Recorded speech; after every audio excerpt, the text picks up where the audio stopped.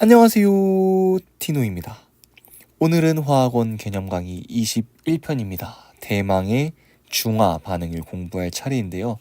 요 앞 강의들이 조금 짧았죠. 오늘은 중화 반응 개념 설명 강의 한 편이 있을 거고요. 그리고 추가로 중화 반응의 어려운 문제를 풀이하는 데 사용되는 여러 가지 문제풀이 방법들 영상도 하나 제작이 될 거예요. 그래서 중화 반응은 개념 영상이 두 편으로 나눠진다는 거, 하나가 길긴 하지만 이게 끝이 아니라는 거. 그럼 저번 시간에 배웠던 내용 복습 간단하게 하고 진도 나가보도록 하겠습니다. 저번 시간에 우리가 물의 자동 이온화에 대해서 공부를 했습니다. 물은 양쪽성 물질이기 때문에 서로 수소 이온을 주고받을 수 있습니다.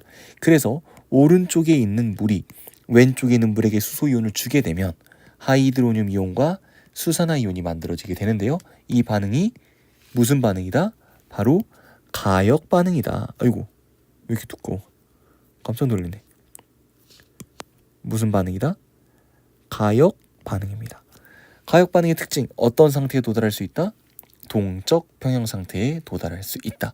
그래서 동적 평형 상태에 도달했을 때 그때 25도 온도를 기준으로 하이드로늄 이온의 몰농도와 수산화 이온의 몰농도는 몇으로 똑같았다? 1 곱하기 10의 마이너스 7제곱 몰농도로 같았다. 이때 요 두 개의 몰농도의 곱을 표현하는 상수값이 있었으니 그 상수의 이름이 물의 이온화 상수였다. 물의 이온화 상수는 뭐에 따라서만 달라진다고 했었죠? 바로 온도에 따라서만 달라진다고 했었습니다. 다시 말하면 온도가 변하지 않으면 물의 이온화 상수는 변하지 않는다는 거죠. 이 두의 몰농도 값은 변하지 않는다. 그리고 선생님이 산성, 중성, 염기성 정의를 해줬습니다. 자, 어떤 물이 있어요? H2에 분자식하는 물이 있어. 근데 내가 여기에다가 브랜스테드 로리에 산을 넣었다고 생각을 해봐요. 산은 수소 이온을 주는 친구입니다. 그럼 여기에 있는 물은 수소 이온을 받아서 뭘 형성하겠어요? 바로 하이드로늄 이온을 형성할 거예요. 근데 봐봐, 여기에 있는 하이드로늄 이온이 만들어지게 되면 앞에 있는 하이드로늄 이온의 몰농도가 커지겠죠. 근데 둘의 곱이 일정해야 된다며. 그럼 수산화 이온의 몰농도가 감소할 것이다. 그래서 용액의 액성이 산성일 때는 하이드로늄 이온의 몰농도가 수산화 이온의 몰농도보다 크다라고 이야기를 했었죠. 반대로 물에다가 내가 이번에는 염기를 넣었다고 생각을 해볼게요. 염기는 수소 이온을 받는 예지. 그럼 물한테서 수소 이온을 받아오기 때문에 수산화 이온이 만들어지게 돼요. 즉 염기를 넣으면 수산화 이온의 몰농도가 커지는 거야. 둘의 몰농도의 곱은 일정해야 되니까 이번엔 하이드로늄 이온의 몰농도가 감소하겠죠. 그래서 그때에는 하이드로늄 이온의 몰농도보다 수산화 이온의 몰농도가 커지게 된다. 그래서 이렇게 표현을 했을 때 이게 바로 산성 용액을 나타내는 표현이 되는 거고요. 오른쪽에 있는 이 부분이 염기성 용액을 나타내는 표현이 되는 겁니다. 그럼 중성 용액은 당연히 하이드로늄 이온과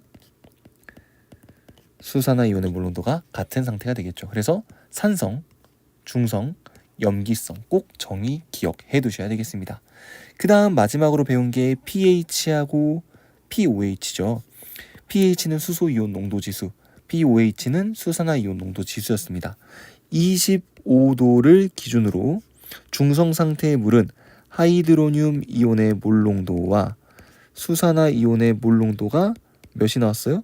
둘 다 10의 마이너스 7제곱이 나왔죠. 그래서 여기에 하이드로늄 이온의 몰농도나 수산화 이온의 몰농도 시계 요걸 대입을 하면 둘 다 중성 상태에서 7의 값을 갖게 된다. 25도씨 기준으로 7보다 pH가 작으면 산성, 크면 염기성, pOH가 7보다 작으면 염기성, 7보다 크면 산성이라고 이야기를 했고요. pH, pOH 1 차이당 농도는 몇 배 차이가 난다? 10배 차이가 나며 pH와 pOH 합은 25도씨 기준으로 항상 몇이 나온다? 14가 나온다까지 공부를 했었습니다. 이 정도면 저번 시간에 배웠던 내용 간단하게 복습이 마무리된 것 같아요. 오늘의 본체는 중화 반응이기 때문에 복습은 여기까지 하고 중화 반응 개념 시작해 보도록 하겠습니다. 중화 반응을 우리가 처음 배우는 건 아니에요. 언제 이미 배웠었냐? 통합과학 때 배웠었습니다. 근데 통합과학 때 배웠던 중화 반응의 몰과 몰농도가 추가된 것이 바로 화학원이다. 이렇게 생각을 해주시면 될 것 같아요. 중화 반응의 정의는 어떻게 나와 있어요? 산과 염기가 반응하여 물과 염을 생성하는 반응이라고 합니다. 산의 수소 이온과 염기의 수산화이온이 만나면 뭐가 만들어져요? 물이 만들어지고 산의 구경군 이온인 염화이온과 염기의 구경군 이온인 나트륨 이온, 즉 산의 음이온과 염기의 양이온이 만나면 NaCl이라는 이온결합 물질이 만들어지잖아요. 요렇게 만들어지는 이온결합 물질을 모두 염이라고 부릅니다. 그러니까 지금 여기에서는 HCl, 염산과 수산화탄 수용이 만들어져서 NaCl이라는 염이 만들어졌지만 만약에 H2SO4라는 황산과 MgOH2라는 수산화 마그네슘이 반응을 한다면 그때에는 물이 요렇게 만들어지고요. MgSO4라는 염이 만들어질 거예요.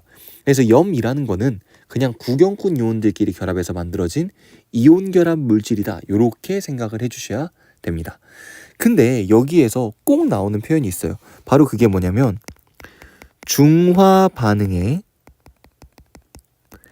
알자 이온 반응식입니다. 근데 이거는 통합과학 때도 배웠을 거예요. 알자 이온이라는 건 뭐냐면 내가 반응으로 확인하고 싶은 이온을 이야기를 합니다. 지금 우리가 배우는 반응이 중화 반응이거든요. 그럼 내가 보려고 하는 이온들은 바로 수소 이온과 수산화 이온 사이의 반응이에요. 그래서 중화 반응의 알자 이온 반응식을 써라. 그럼 어떻게 쓰면 되냐면 이렇게 H 플러스와 OH가 만나서 H2O가 만들어진다. 이렇게 써주시면 되는데요. 통합과학과 차이점이 하나 있다면 바로 이 친구들의 상태를 같이 써줘야 된다는 거예요. 수소이온하고 수산화이온은 물에 녹아있는 상태이기 때문에 이렇게 AQ의 형태로 써주시면 되고요. H2O는 물, 액체 상태이기 때문에 이렇게 리퀴드로 써주시면 됩니다. 그리고 여기에서 이렇게 질문이 나올 거예요. 선생님, 우리 브랜스테드 롤이 산염기 정의 배웠을 때 실제로는 이렇게 수소이온이 나오는 게 아니라 하이드로늄 이온이 나온다고 했는데 왜 수소이온으로 쓰죠? 이렇게 물어볼 수 있겠죠. 중화 반응 같은 경우에는 하이드로늄 이온으로 이야기를 하게 되면 너무 복잡해져요. 그래서 우리는 편의상 그냥 하이드로늄 이온이 아닌 수소이온으로 생각하기로 약속을 한 겁니다. 그리고 알자 이온 반응식이 나왔을 때 여러분들 또 헷갈려 하는 게 뭐냐? 지금 이 밑에 반응하고 여기 나와 있는 요 위의 반응을 많이 헷갈려 합니다. 밑에 나와 있는 반응은요. HCl, 수소 몇 개 있죠? 하나. NaOH에 수산화이온 몇 개 있어요? 하나. 근데 여기 있는 황산에는 수소이온이 2개, 여기 있는 수산화 마그네슘에는 수산화이온이 2개가 있단 말이에요. 그러면 여기에서는 이런 식으로 반응이 진행이 될 거예요. 수소이온 2개와 수산화이온 2개가 만나서 물 분자가 2개 생성되는 이런 반응이 진행이 된단 말이죠. 그러면 요 반응과 요 반응의 알자이온 반응식을 다르게 표현해 줘야 되냐? 여기에 대한 궁금증이 생길 수 있는데요. 중화 반응의 알자이온 반응식은 항상 요 모양으로 표현합니다. 왜냐하면 화학 반응식의 기본 정의 자체가 항상 계수는 가장 간단한 정수비로 표현해야 된다고 이야기를 해요. 근데 여기는 가장 간단하지 않죠. 그럼 이렇게 수소하고 수산화이온이 많이 들어있는 산염기의 반응이 이뤄진다 하더라도 무조건 알자이온 반응식은 이렇게만 써주면 되는 겁니다. 그리고 이때 알자이온과 유사한 개념으로 구경꾼 이온이라는 말이 나오는데요. 구경꾼 이온은 반응에 참여하지 않는 이온을 이야기를 합니다.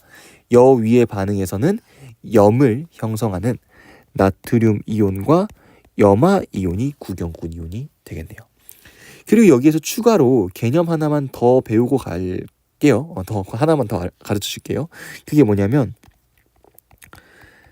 가수라는 개념입니다. 가수. 기호로는 N이라고 표현을 하는데요. 당연히 우리가 알고 있는 싱어, 그 가수가 아닐 거예요. 여기 나와 있는 가수의 정확한 정의는요. 산 또는 염기 1몰이 내놓는 수소이온 또는 수산화이온의 몰수인데요. 쉽게 알려드릴게요. 자, HCl에 수소 몇 개 있어요? 1개. NaOH에 수산화이온 몇 개 있어요? 1개. 그럼 얘네들은 가수가 1인 산, 가수가 1인 염기예요. 근데 여기에는 H2SO4랑 MgOH2를 보면 수소이온이 몇 개 있죠? 2개. 수산화이온이 몇 개 있죠? 2개. 이런 산염기가 가수가 2인 산염기가 되는 겁니다. 그래서 여기에 있는 요 산염기를 가수가 1인 산염기 또는 일가산 일가염기라고 부르고요. 여기에 있는 산염기는 가수가 2인 산염기 또는 이가산 이가염기라는 표현을 씁니다. 가수는 뒤에서 다시 한번 다룰 내용이기 때문에 꼭 정확하게 이해를 해주셔야 됩니다. 가수, 산 또는 염기가 내놓을 수 있는 수소 또는 수산화이온의 개수라고 생각하시면 돼요. 여기에 2개의 공식이 나와 있는데요. 이 공식은 우리가 1단원에서 정말 많이 사용했던 공식인데요. 4단원에서 다시 한번 재활용해 주셔야 되는 공식입니다. 일단 왼쪽은 용액의 몰농도를 구하는 공식이죠. 몰농도는 부피분의 몰수로 구한대요. 근데 선생님이랑 같이 1단원을 공부해 보신 분들은 알겠지만 이 공식을 많이 쓰기도 하지만 비례 관계를 이용해 가지고 몰농도를 많이 찾았단 말이에요. 약간 이런 식이었죠. NaOH의 화학식량은 40입니다. 예제 NaOH 20g을 가지고 NaOH 수용액 200ml를 만들었다면 요 용액의 몰농도는 몇 몰농도인가? 공식을 통해서 계산을 하려면 얘를 일단 몰수로 고쳐주겠죠? 2분의 1몰. 그리고 얘를 리터 단위로 고쳐주겠죠. 그리고 요 공식에다가 대입을 하는 겁니다. 그러면은 5분의 1, 2분의 1 이렇게 해서 좀 번분수로 2분의 5 몰농도 이렇게 값이 계산이 되겠죠. 근데 선생님이 하는 비례 논리는 뭐였어요? 자, 2분의 1몰이 있어. 근데 200ml에 2분의 1몰이야. 근데 몰농도는 몇 리터 기준? 1리터 기준. 그럼 그거의 5배 1리터에는 2분의 5몰이 들어있겠죠? 그래서 얘의 몰농도가 2분의 5 몰농도다. 이렇게 계산을 했었죠. 마찬가지로 여기에서도 몰농도를 구해야 되는 경우가 간혹가다 한 번씩 나옵니다. 근데 여기서보다는 오히려 그 앞부분인 물의 자동이온화 pH, pOH 계산할 때 한 번씩 사용이 되죠. 근데 요거는 중요한 게 아니에요. 뭐가 중요하냐? 얘가 중요합니다. 어떤 용액 속에 들어있는 용질의 몰수는 어떻게 구한다? 몰농도 곱하기 부피로 구하는데 원래 이때 부피 단위로는 항상 리터를 활용해 줘야 합니다. 이런 식이에요. 0.1 몰농도에 HCl이 200ml가 있었다면 여기에 들어있는 HCl의 몰수는 몇 몰입니까? 그럼 여기에 있는 200ml를 뭐로 고쳐서 0.2리터로 고쳐서 얘랑 얘를 곱하는 거죠. 나 왜 이렇게 썼니? 죄송해요. 0.1 몰농도죠. 이걸 쓰려고 싶은데 0.1 몰농도 HCl 200ml 여기에 들어있는 용질의 몰수는 이렇게 0.2로 고치고 얘랑 얘를 곱해주면 되겠죠. 그럼 몇이 나와요? 0.02몰이 나옵니다. 여기에는 0.02몰에 염산이 들어있어, 염화수소가 들어있어, HCl이 들어있어. 이렇게 구하는 게 요 공식이잖아요.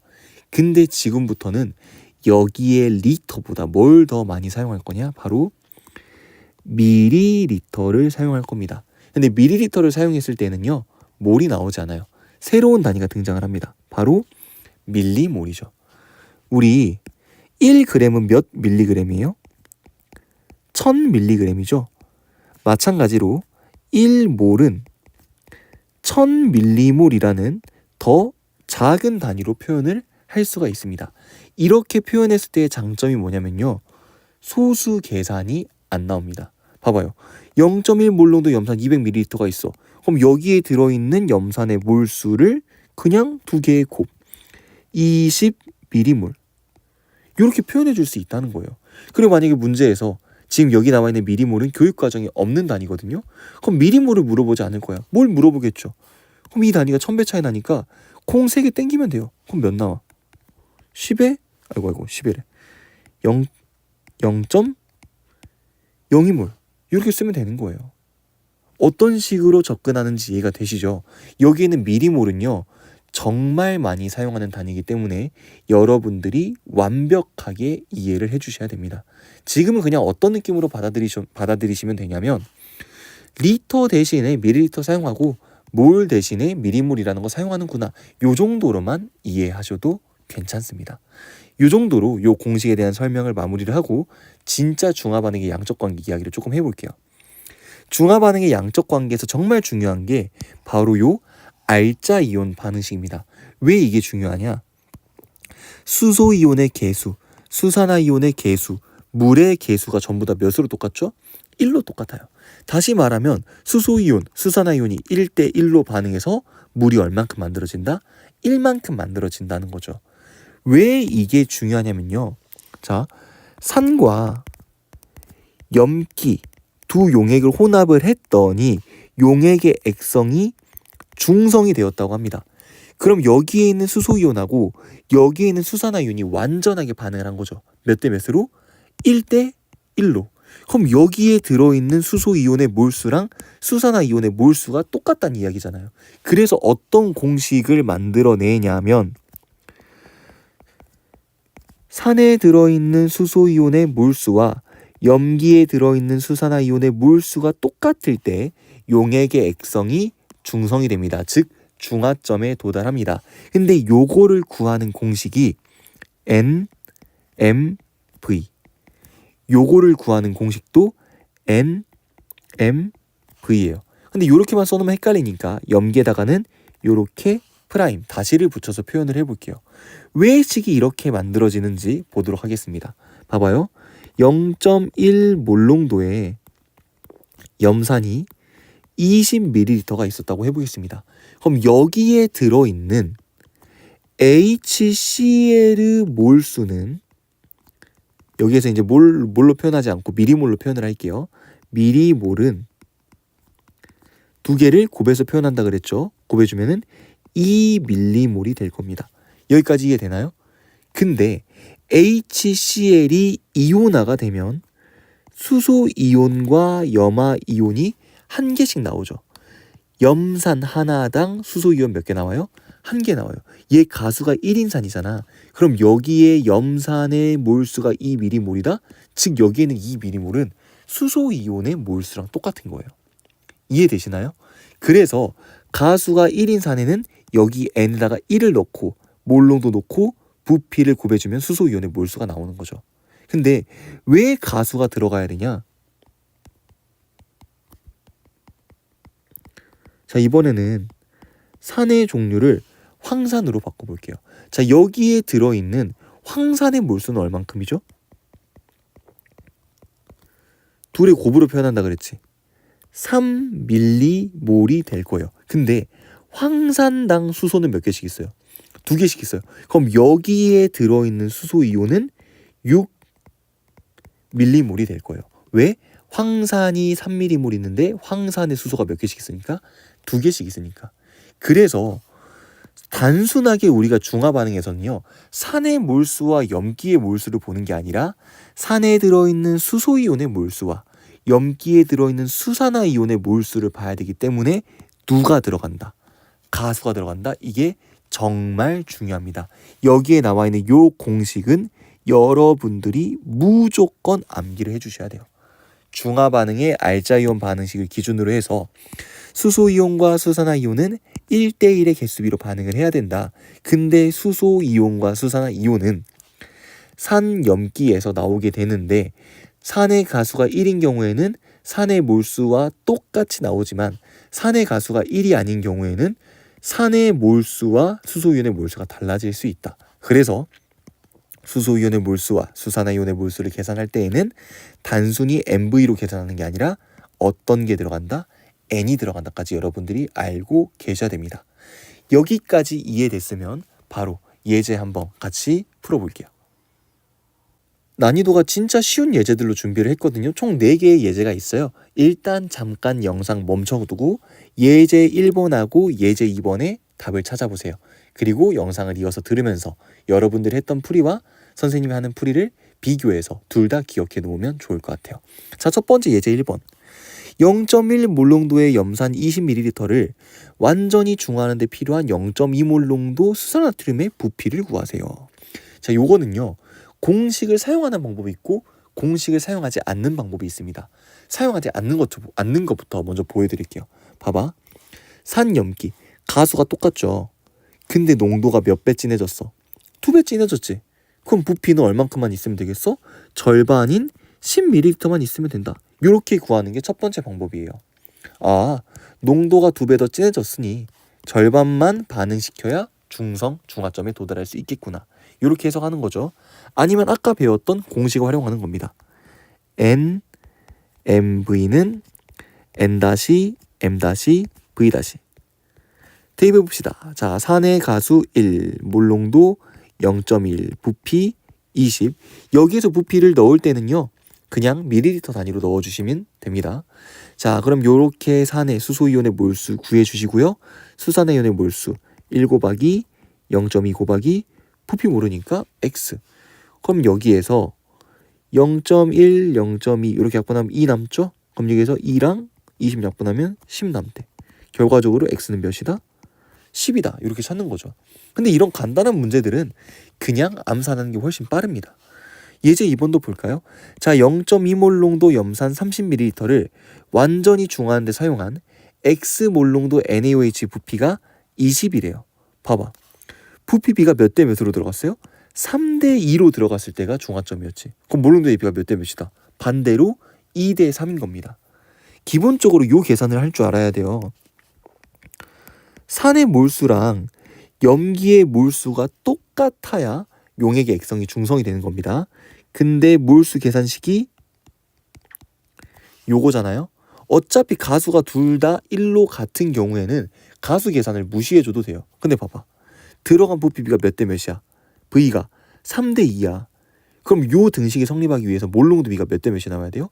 2대 3이 나와야 되는 거죠. 근데 여기에 몰농도가 0.2 몰농도다? 그럼 여기에 주어지는 몰농도는 0.3 몰농도다. 공식 대입에서도 계산할 수 있겠죠. 가수 1, 몰농도 0.2, 부피 30은 가수 1, 몰농도 X, 부피 20 이렇게 계산해주면 되는 거예요. 이것도 한번 약분해서 계산해볼까요? 자, 여기에서 0, 0 이렇게 떼고 2랑 이렇게 해주면 0.1 나오죠. 그러면 0.1 곱하기 3에서 X는 0.3 나오잖아요. 근데 요런 계산은 암산이 훨씬 빠르다는 거죠. 그러면 가수가 달라지는 문제도 한번 봐보도록 할게요. 마찬가지로 이 문제도 여러분들은 잠깐 멈췄다가 한번 풀고 같이 답을 확인해보면 더 좋을 것 같아요. 자, 예제 3번입니다. 0.1 몰농도 황산 30ml를 완전히 중화하는 데 필요한 0.05몰 수산화나트륨의 부피를 구하세요 라고 나와 있죠. 일단 이거는 먼저 공식을 사용해서 답을 찾아보도록 할게요. 자, 앞에 나와 있는 산은 가수가 2네요. 그러면 가수 곱하기 몰농도 곱하기 부피는 가수 곱하기 몰농도 곱하기 부피와 같다. 이렇게요. 그럼 여기에서 0.1이랑 0.05가 2배 차이 나니까 이렇게 지워주면 되겠죠. 그럼 X는 몇이 나와요? 4 곱하기 30이니까 120이 나올 것이다. 아, 120ml가 정답입니다. 이렇게 찾아주면 되잖아요. 근데 이것도 암산하는 방법이 있습니다. 어떻게 하는 거냐면요. 자, 이 산의 가수가 몇이에요? 2죠. 그럼 실제로 여기에서 이 용액 속에 들어있는 수소이온은요. 0.1 몰농도가 아니라 0.2 몰농도처럼 행동하고 있을 거예요. 왜? 산당 수소이온이 몇 개씩 나오니까 2개씩 나오니까 몰농도가 2배로 뻥튀기가 되는 거죠. 근데 봐봐. 몰농도에 비해 몇 대 몇이야? 4대 1이죠. 그럼 사용되는 부피비는 1대 4. 그래서 120ml. 이렇게 결론을 낼 수도 있다는 거죠. 가수가 달라져도 충분히 암산을 할 수 있습니다. 근데 암산이 잘 안 되시는 분들은 이 공식 이용해줘도 괜찮아요. 자, 예제 4번도 이번엔 암산으로 먼저 하는 걸 보여줄게요. 자, 0.2몰 농도 황산 20ml가 나와 있죠. 그럼 여기에서도 몰농도를 0.3몰 농도로 뻥튀기를 시켜주고 보는 겁니다. 자, 사용된 부피가 몇 대 몇이야? 2대 1이죠. 그럼 몰농도의 B가 1대 2라는 거야. 요거를 기준으로 해야 돼요. 1대 2라는 거죠. 그럼 여기에는 X값은 몇이 나올 것이다? 0.8이 나올 것이다. 이번엔 공식으로도 한번 계산해 볼까요? 가수 곱하기 몰롱도 곱하기 부피는 가수 곱하기 몰롱도 곱하기 부피와 같다. 한번 봐봐요. 여기에서 10 이렇게 됐죠? 잘 안 보일 것 같네. 괜히 했다. 그럼 여기에서 이렇게 지워주고 나면 x는 몇 나와요?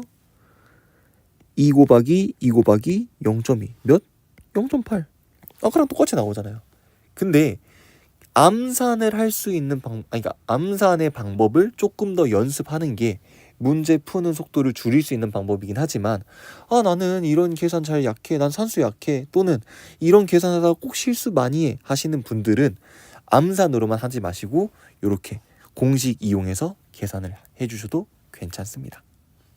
그럼 예제는 여기까지 하도록 하고요. 이번에는 중화적정이라는 실험에 대해서 한번 같이 공부를 해볼게요. 중화적정이라는 실험의 설명을 보면요. 중화반응의 양적 관계를 이용하여 농도를 모르는 산이나 염기의 농도를 알아내는 방법이라고 되어 있잖아요. 이게 무슨 말이냐? 내가 농도를 모르는 염산을 하나 가지고 있다고 해볼게요. 얘의 몰농도를 알아내고 싶어. 그럼 어떤 방법으로 얘의 몰농도를 알아낼 수 있냐는 거예요. 근데 여러분들은 이미 여러분들이 방법을 알고 있습니다. 중화 반응을 이용하는 건데요. 자, 얘의 몰농도를 모르잖아요. 근데 농도를 모르는 산을 10ml만 딱 꺼냈어요. 그리고 중화 반응을 시켰습니다.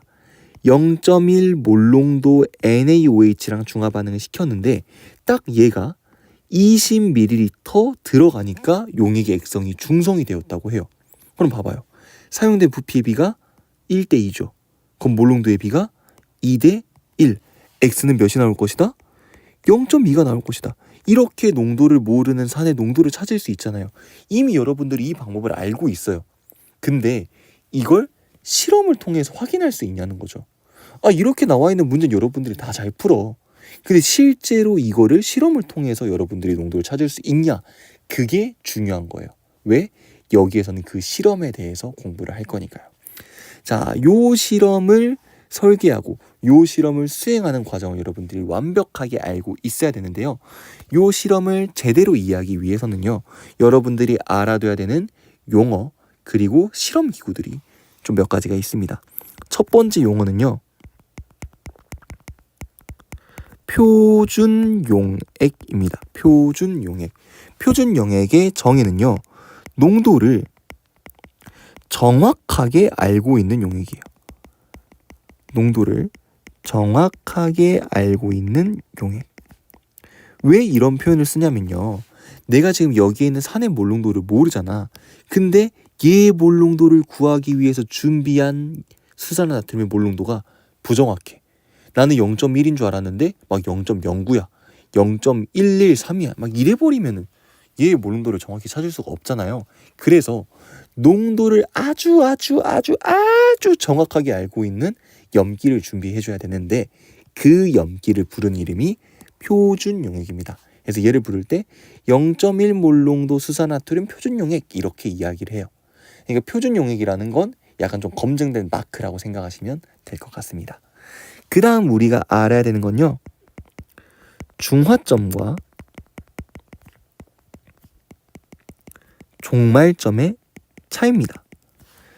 중화점은요. 이론적으로 완벽하게 용액의 액성이 중성이 되는 지점을 이야기를 하고요. 종말점은 내가 실험을 통해서 찾아낸 중화점이라고 생각하시면 돼요. 그래서 중화점은 이론적인 값, 종말점은 실험적으로 얻어낸 경험적인 값이기 때문에 요 둘의 값이 차이가 나게 됩니다. 종말점이 정확하게 어떤 지점인지는 이 실험을 다 공부한 다음에 다시 한번 설명을 해줄게요. 그 다음 우리가 알아야 되는 실험기구 2개가 있는데요. 바로 피펫과 뷰렛입니다. 상당히 이름이 비슷한데요. 용도는 완전 다릅니다. 피펫은요. 용액을 정확하게 측정해서 옮길 때 사용하는 실험기구예요. 우리가 보통 A에 있는 용액을 B로 옮기고 싶습니다. 그럼 그때 사용하는 실험기구가 스포이트였단 말이에요. 근데 지금부터는 피펫이라는 실험 기구를 쓸 거예요. 피펫은 매우 정밀한 스포이트라고 생각하시면 됩니다. 어떻게 생겼냐면요. 그 약간 유리관 부분이 요렇게, 아이고 뭐야, 에헤이, 약간 딱 유리관 모양이 실제로 이거보다는 훨씬 더 얇거든요.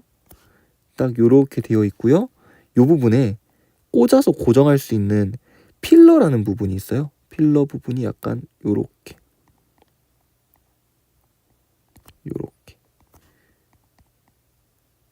요렇게 생겼거든요. 자, 요렇게 생긴 게 피펫인데요. 피펫에 대해서 선생님이 좀 몇 가지 용어를 설명을 해드릴게요. 지금 여기 있는 요 부분이 용액이 담기는 부분이에요. 그래서 여기에는 요 끝부분을 용액에 담근 다음에 용액을 위쪽으로 쭉 빨아들이면 되는데, 그때 사용하는 게 요 톱니입니다. 이 톱니를요, 엄지손가락으로 슉슉슉슉 돌리게 되면 여기에는 요 부분이 있잖아요. 요 부분이 이렇게 위로 이렇게 쭉 올라옵니다. 이렇게 쭉 올라와요. 쭉 올라오면서 아래쪽에 용액이 이렇게 차오르게 됩니다. 어떤 식으로 사용하는지 알겠어요? 여기에는 끝부분을 용액 속에다가 담그고 여기는 부분을 살살살 돌려주게 되면은 얘가 이렇게 위로 올라오면서 용액이 차오릅니다. 이때 요 피펫 같은 경우에는 여기에 눈금이 있거든요. 그 눈금에 맞춰가지고 내가 원하는 양만큼을 측정을 해주면 됩니다. 만약에 지금 여기 있는 실험에서는 10ml를 내가 측정을 하고 싶다 했잖아요. 그러면은 10ml의 부피를 측정할 수 있는 이 피펫 아랫부분이 있거든요. 그걸 가져와서 이거를 살살살 돌려가지고 딱 10ml. 지금 여기에서는 편의상 이쪽을 10ml라고 해볼게요. 딱 여기까지 눈금을 맞춰. 그럼 이제 이거를 내가 원하는 비커에다가 옮겨야 될 거 아니에요. 자, 요렇게 비커가 있어. 그러면은 비커에다가 요렇게 피펫을 옮긴 다음에 여기에 있는 액체를 아래로 꺼내야 되죠. 어떻게 꺼내냐면 여기에 있는 요 부분 있죠. 요 버튼을 누릅니다. 그럼 이쪽에는 용액이 밑으로 쭉 빠져요. 여기 쭉 빠져. 이렇게 쭉 빠져. 그럼 여기에 비커에 이렇게 담기겠죠. 요렇게. 근데 지금 선생님이 의도하진 않았지만 딱 요 모양처럼 이거를 다 쭉 눌러가지고 용액을 빼면 여기에 살짝 이렇게 끝에 남아있어요. 그거는 요 위쪽에 튀어나온 부분 있죠. 이거를 팍 하고 아래로 누르면은 압력 차에 의해서 이렇게 팍 밑으로 하면서 얘까지 깔끔하게 아래로 슉, 아이고, 얼라래? 이렇게 슉 빠지게 됩니다. 요렇게 사용하는 실험 기구의 이름이 피펫입니다. 매우 정밀한 스포이트다. 요렇게 생각을 해주시면 될 것 같아요. 그 다음 뷰렛은 어떻게 생겼냐면요. 뷰렛을 표현하기 위해서는 딱 깔끔하게 해줄게요. 자, 이건 참 정말 좋은 것 같아요. 선생님이 이거 수업 시간에 이거 뷰렛이랑 피펫을 그리려고 하면 선생님 수전증이 있어가지고 이 끝부분이 이렇게 제대로 안 그려진단 말이에요. 근데 이건 딱 이렇게 알아서 딱 직선으로 만들어주니까 얼마나 좋아. 딱 요렇게 생긴 요 실험 기구의 이름이 뷰렛입니다. 조금 가운데로 옮겨볼까요? 뷰렛. 자, 뷰렛은요, 스탠드라는 부분에다 이제 고정시켜 놓고 사용하는 실험 기구인데요. 이 긴 게 다 유리관이에요. 보통 요 한 유리관 정도에 여기 딱 눈금 끝까지 다 채우잖아요. 그럼 여기서부터 여기까지 가득 찼을 때의 부피가 한 50ml 정도 됩니다. 뭐 뷰렛의 크기에 따라 다를 수 있겠지만 보통 우리가 실험실에 사용하는 거는 50ml짜리다. 자, 여기에는 요 부분을요, 우리나라 말로는 꼭지라고 하고요, 영어로는 콕이라고 하는데요. 꼭 꼭지만 하면 막 젖꼭지 생각하면서 이제 웃는 친구들이 있는데, 여기서 말하는 꼭지는 그 젖꼭지가 아니라 수도꼭지 할 때의 꼭지입니다. 이 꼭지를요, 잠궜다가 열었다가 할 수 있는데요. 꼭지를 잠그면 아래로 용액이 안 빠지고요. 꼭지를 열면 아래로 용액이 쭉 빠져나갑니다. 어떤 식으로 사용하냐면요. 자, 여기에 꼭지 부분을 닫아요. 즉 잠궈요. 그 상태로 뷰렛의 용액을 가득 채웁니다. 그럼 요렇게 뷰렛 속에 용액이 가득 차 있는 상태가 되겠죠. 근데 여기에 눈금이 이제 막 그 메스 실린더처럼 다 매겨져 있단 말이에요. 근데 여기에는 눈금이 매겨져 있는 거는 여기 끝까지 용액이 채워져 있을 때를 기준으로 해요. 근데 지금 요 아래 부분에 용액이 안 채워져 있죠. 여기는 어떻게 채울까요? 자, 이거 뭐 그냥 빈 비커라고 하겠습니다. 이렇게 비커를 가져와요. 그리고 여기에는 꼭지를 열어요. 그러면 위쪽에는 용액이 어떻게 되죠? 요 위쪽에 있는 제발 용액이 아래로 이렇게 쭉 빠지겠죠. 그래서 이게 밑으로 좀 일부는 떨어지고 여기에 끝까지 이렇게 올 거란 말이에요. 이 상태에서 여기 꼭지 부분을 다시 잠굽니다. 그럼 딱 아랫부분이 이렇게 가득 차 있는 상태에서 멈추게 되겠죠. 그럼 그때 뭐 그냥 여기 부분의 눈금을 읽은 다음에 중화적정 꼭지 열어놓고 실험하면서 이렇게 감소한 부피를 측정을 해줘도 되고요. 아니면 추가적으로 더 넣어가지고 딱 기준점에 맞춘 다음에 여길 기준으로 내가 넣어주는 부피를 재도 되고요. 아니면 선생님은 보통 실험할 때 어떻게 했냐면 여기에 기준 눈금이 있어요. 근데 여기에 기억이 잘 안 나는데 0이라고 써져 있었는지 50이라고 써져 있는지 모르겠어요. 기억이 잘 안 나는데 50이었던 것 같거든요. 자, 여길 기준으로 이렇게 50이라는 눈금이 써져 있으면 일부러 2위까지 더 용액을 채워요. 여기까지. 그리고 아래로 용액을 꺼내면서 여기에 눈금을 맞췄습니다. 선생님 보통 그런 식으로 측정을 했고요. 그리고 여기에서 50 맞춰놨으면 이제 중화 측정할 때 여기 꼭지 열어서 용액을 떨어뜨리겠죠. 그럼 여기 밑으로 쭉 빠졌을 때 반응이 완결되면 꼭지 잠그고 내가 넣어준 용액 측정하고 이런 식으로 사용하는 실험 기구가 뷰렛입니다. 이 정도를 알면 중화 적정 실험 과정이 다 이해가 될 겁니다. 그럼 실험 정확한 과정을 한번 보여드릴게요. 자, 일단 첫 번째는요. 농도를 모르는 산 또는 염기를 삼각 플라스크에다가 옮겨 담습니다. 근데 여기에서 옮겨 담을 때 뭐를 이용해서? 피펫을 이용해서. 아까 선생님이 그렸던 그림이랑 거의 뭐 똑같죠? 봐봐요. 봐봐. 복사. 붙이기.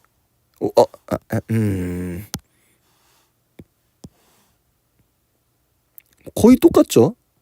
아님 말고요. 그래서 지금 여기 피펫을 이용해가지고 농도를 모르는 산을 내가 원하는 부피만큼 여기에서는 10ml라고 해보도록 하겠습니다. 10ml를 피펫을 이용해서 정확하게 삼각 플라스크에다가 담고요. 그리고 지시약을 떨어뜨려줘요. 왜 지시약을 떨어뜨려줘야 돼? 지금 우리가 하려고 하는 실험이 산하고 염기를 혼합을 해서 용액의 액성이 중성이 되는 지점을 기준으로 양적 관계를 이용해서 몰농도를 찾으려고 하는 거잖아요. 근데 얘도 무색이고 얘도 무색이야. 그럼 중화점을 찾기가 힘들겠죠. 그래서 중화점을 확연하게 눈으로 보기 위해 색 변화가 나타나는 지시약을 넣어주는 거죠. 페노프탈레인, 산성에서 무색, 중성에서 무색, 염기성에서 보라색이잖아요. 그럼 처음에 페노프탈레인을 떨어뜨리면 여기에 색깔에 아무런 변화도 나타나지 않겠죠. 근데 여기에 염기를 떨어뜨리게 되면 색깔이 붉은색으로 변할 거예요. 자, 그러면 피펫을 이용해서 농도 모르는 산에 일정 부피를 삼각 플라스크에다 담았습니다. 그럼 그 다음에 이제 뭘 할 거냐면 뷰렛을 장치를 할 거거든요. 근데 뷰렛을 바로 이렇게 장치를 할 수가 없어요. 여러분들 과학실에 스탠드라고 있는 거 알아요? 아마 초등학교 때부터 많이 봤을 건데 이렇게 되어 있는 철제판에 요렇게 쇠봉 달려있는 거 요거 본 적 있으시죠? 요 실험기구의 이름을 스탠드라고 하는데요. 요 스탠드가 요렇게 되어 있을 때 요 스탠드에다가 뷰렛을 고정할 수 있는 이렇게 집게나 아니면은 요런 모양으로 생겨있는 뷰렛 클램프라고 하는 게 있거든요. 요거를 이용을 해가지고 뷰렛을 고정을 해줍니다. 근데 여기에서 사용하는 거는 뷰렛 집게를 사용을 했어요. 봐봐요. 지금 여기에는 이 과정이 뭐냐면은 아까 전에 말했던 뷰렛의 꼭지를 요렇게 잠가 놓게 되면 요 아랫부분의 용액이 다 채워지지 않는다 그랬잖아요. 그래서 뷰렛을 채워놓고 꼭지를 열어가지고 아랫부분의 용액을 채우는 상황입니다. 근데 이때에는 아랫부분을 채우는 게 목적이지 중화 적정을 하려고 하는 게 아니잖아요. 그래서 빈 비커를 가져와서 아래로 용액을 빼면서 이렇게 아랫부분까지 채워주면 된다라는 거죠. 자, 그러면 뷰렛에도 용액을 다 채웠어요. 그럼 중화 측정하겠죠. 스탠드에다가 뷰렛 집게를 이용해서 뷰렛을 고정을 시키고요. 아래쪽에다가 페노프탈레인과 염산이 들어있는 삼각 플라스크를 놔두고 이제 중화 측정을 할 거야. 그럼 여기에는 꼭지를 열어서 염기를 넣어주면 되겠죠. 근데 용액이 잘 섞여야 중화 반응이 잘 일어날 수 있으니 손으로 잡고 살살살 이렇게 흔들어주면서 용액을 넣어주면 됩니다. 그럼 용액이 들어가다 보면 용의 색깔이 붉은색으로 변해요. 왜? 지금 여고 하나만 있을 때는 용의 객성이 산성이죠. NaOH가 들어가면 들어갈수록 산성이 약해지다가 중성이 될 거고, 중성에서 조금만 더 NaOH가 더 들어가면 염기성이 돼요. 그럼 색깔이 붉은색으로 변하게 되고, 이때 바로 꼭지를 잠그고 실험을 중지합니다. 이게 종말점이에요. 중화점은 용액의 액성이 중성이 돼야 된다 그랬잖아요. 근데 실제로 우리가 실험을 해보면요, 중성의 지점을 찾을 수가 없어요. 찾더라도 오차가 무조건 존재합니다. 그래서 우리가 실험을 통해서 지시하게 색 변화를 보고 실험을 중지한 요 지점을 종말점이라고 해요. 그래서 이론적인 중화점과 종말점은 조금 차이가 있다라는 거 알고 계시면 되고요. 그리고 여기 뷰렛의 눈금 있는 방법은, 내가 처음에 용액을 여기까지 넣어놨었죠. 그러면 여기에 눈금에서 내가 마지막으로 넣어준 눈금의 차이를 가지고 부피를 측정합니다. 만약에 여기에서 이제 사용한 부피가 20ml였다면 아까와 같은 계산을 해주면 되는 거죠. 요게 중화적정 실험 전체입니다. 어려운 건 없어요. 이게 문제로 나왔을 때에는 순서 맞추는 거 뭐 어렵지 않잖아요. 삼각 플라스틱에다가 용액을 모르는 산염기 넣고 지시약 넣고 뷰렛 채울 때 아랫부분까지 다 채워주고 스탠드에다 장치한 다음에 실험하면 끝이에요. 이건 어려운 게 없어. 그리고 심지어 이게 문제로 나오는 것도 정말 간단해요. 자, 여기 봐봐요. 중화적정 예제를 하나 갖고 왔는데, 그림과 같이 농도를 모르는 염산 20ml에 페노프탈렌 용액 한두 방울 떨어뜨리고 0.1 몰농도 수산화탄수용을 조금씩 넣었더니 10ml 넣었을 때 용액 액성이 중성이 됐대요. 봐봐. 사용된 부피가 몇 대 몇이야? 2대1. 그럼 몰농도의 비는 1대2. 그럼 염산의 몰농도는 몇? 0.05. 끝. 공식 써도 되겠죠. 산의 가수, 산의 몰농도 모르니까 라지엠, 산의 부피 20.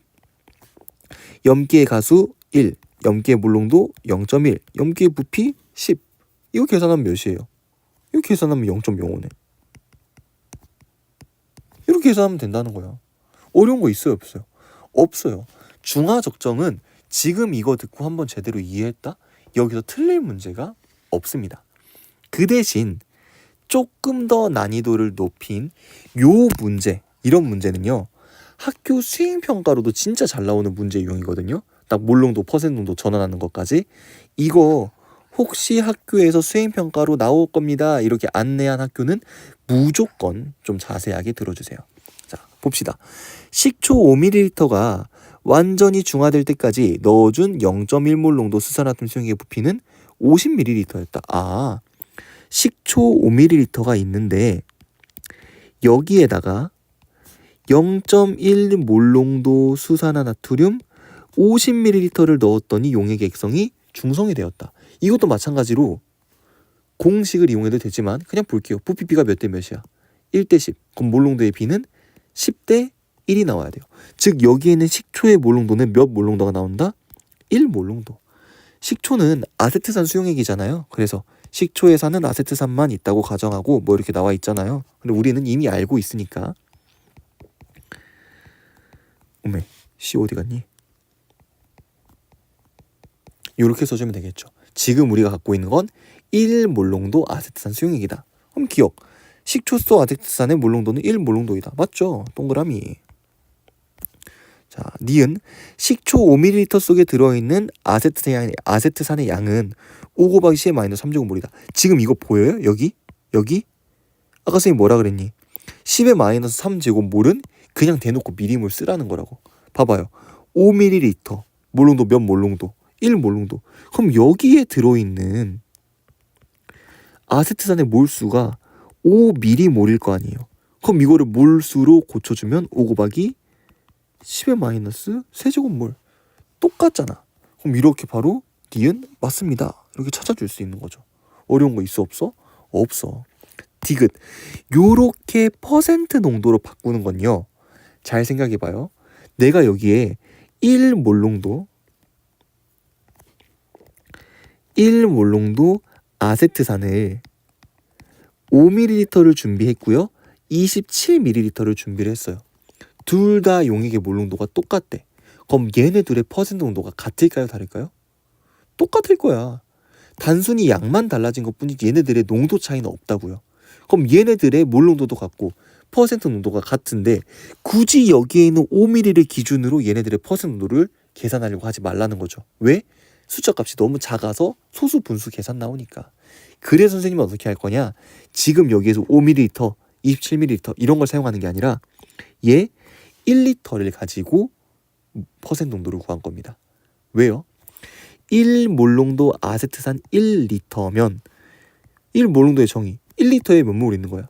1몰 있는 거야. 그럼 지금 여기에 들어있는 CH3COOH가 1몰이라는 거잖아요. 근데 얘의 분자량이 몇이래? 60이래. 그럼 요거 몇 그램 있는 거야? 60g의 용질이 들어있는 거야. 그리고 1리터는 몇 밀리리터? 1000ml. 밀도가 몇이에요? 1이야. 1000ml. 그럼 몇 g이겠어? 1000g이겠죠. 부피에다가 밀도 곱하면 질량 나오잖아요. 그럼 봐봐. 퍼센트 어떻게 구하지? 용액의 총 질량분의 용질의 질량 곱하기 100이잖아요. 용액의 총 질량 1000. 용질의 질량 60 곱하기 100. 계산하면 몇 나와? 6%. 이렇게 하는 게 가장 간단한 계산이라는 거죠. 그래서 여러분들한테 농도를 변환해라. 퍼센트 농도를 몰롱도로, 몰롱도를 퍼센트 농도로 바꾸라는 문제가 나오면 무조건 1리터 또는 1000g을 기준값으로 잡아서 변환하세요. 왜? 농도는 용액의 양에 따라 변하지 않으니까요. 이해되시나요? 여기까지 공부를 했으면 웬만한 중화 적정 문제는 여러분들 다 맞추실 수 있을 겁니다. 근데 이 정도 내용만 듣는다고 해서 절대로 중화 반응의 모든 문제를 풀 수 있는 게 아니에요. 아마 완자에는 내신 만점 정도 문제는 풀 수 있을 건데 중단원 마무리나 수능 실전 문제는 조금 더 필요한 스킬들이 있거든요. 그거는 바로 다음에 업로드되는 영상에 선생님이 아주 자세하게 예제까지 들어가면서 문제를 풀어드릴게요. 그래서 그걸 꼭 보고 여러분들이 문제풀이를 진행하시면 좋을 것 같습니다. 오늘 영상을 이렇게 다 찍긴 찍었는데 지금 시간이 새벽 3시예요. 이게 학원에서 일하고 또 뭐 보강하고 뭐 하고 이렇게 막 PPT 만들고 하다 보니까 이게 시간이 이렇게 계속 딜레이가 될 수밖에 없어요. 선생님 최대한 영상을 빨리 올리고 싶은데 그게 맘 같지가 않아서 참 미안합니다. 근데 여러분들도 좀만 이해를 해주면 더 좋을 것 같아요. 항상 노력은 하고 있다는 거. 그럼 최대한 다음 영상 더 빠르게 만들어서 돌아오도록 하겠습니다. 여기까지 중화반응 영상 마무리하겠습니다. 여기까지 공부하시느라 정말 고생 많으셨습니다.